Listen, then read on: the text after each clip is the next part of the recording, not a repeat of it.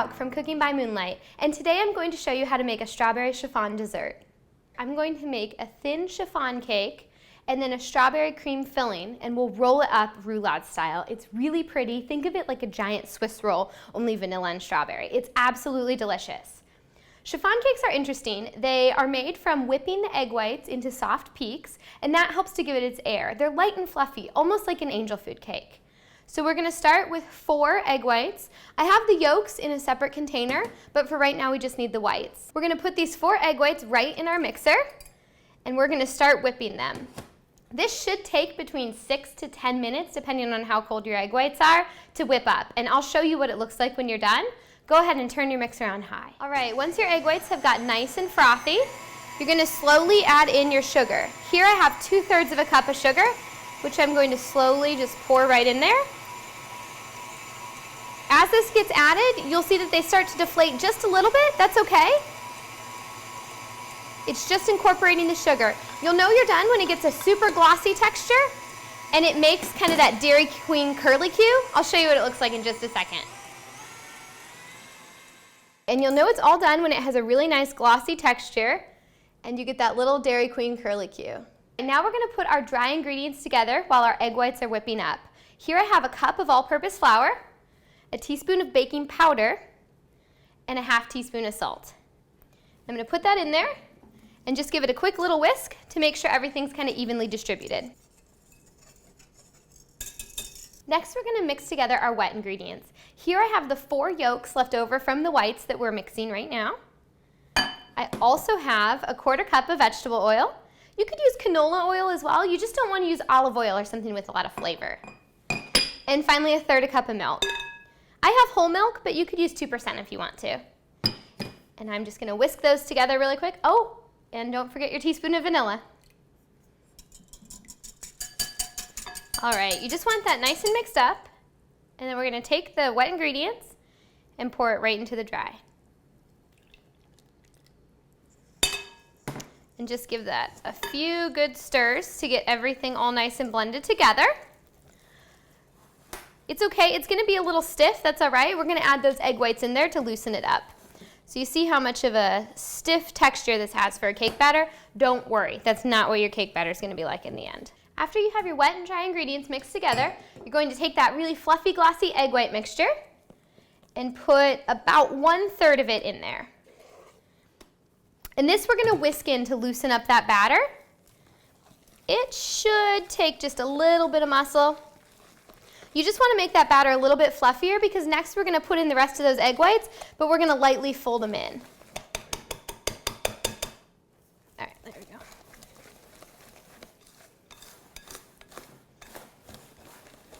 After you have those 1/3 of the egg whites incorporated and have a nice smooth batter, you're going to add in another 1/3 of the egg whites, and you're going to slowly fold these in. You don't want to mix them because these egg whites are so nice and fluffy, and they're what makes the cake a very fluffy and light cake. But if you mix them too much, you're going to deflate the egg whites and lose a lot of that great texture. All right, so you just want a nice folding motion. Very slow. You don't want to disturb those egg whites. And I'm going to put that final 1/3 right in there.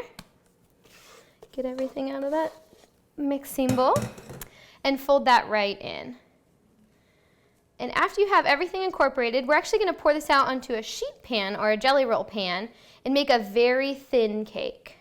All right, I have my 1/2 sheet pan here, and I'm going to line it with parchment paper and kind of crease down those edges.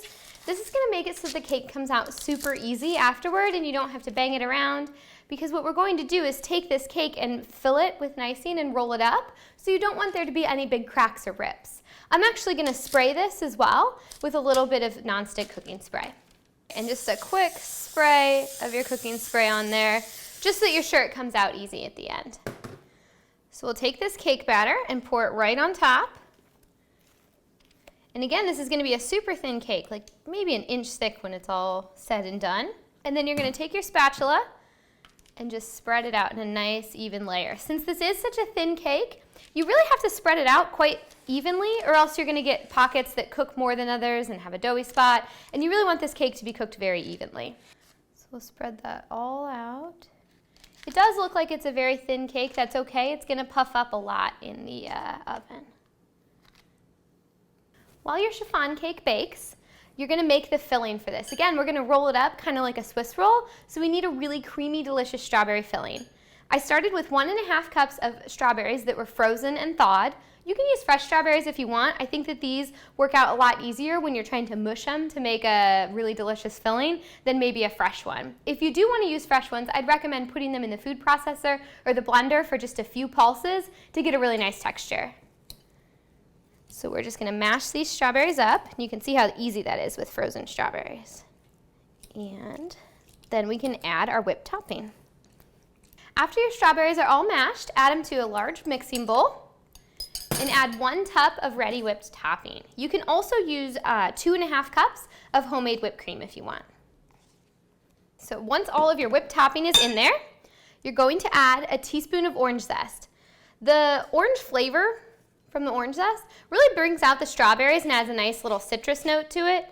You can always skip this if you want to or substitute in lemon, but I really like the flavor of orange mixed with the strawberries. So add that right there into your bowl. And now you're just going to mix it up.